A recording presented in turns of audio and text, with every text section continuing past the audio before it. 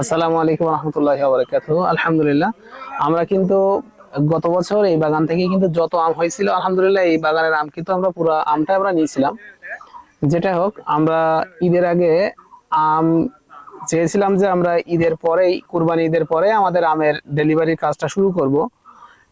কারণ দেখা যায় ঈদের আগেই যে আম ভাঙার যে একটা ডেট দেওয়া হয়েছিল, আসলে এই ডেটে কিছু আম পরিপক্ক ছিল, কিছু আম অপরিপক্ক ছিল।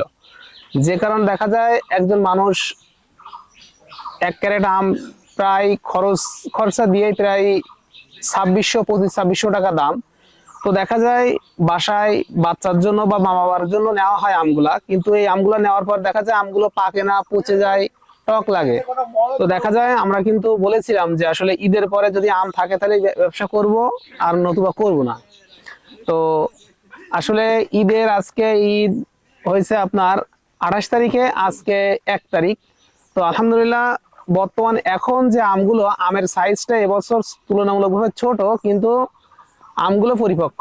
এবং আমের যে স্বাদ, আসলে সাতক্ষীরার আমটা বিখ্যাত এই কারণে, কারণ সাতক্ষীরার আমটা আসলেই একটু ভিন্ন রকম অন্যান্য জায়গার তুলনায়।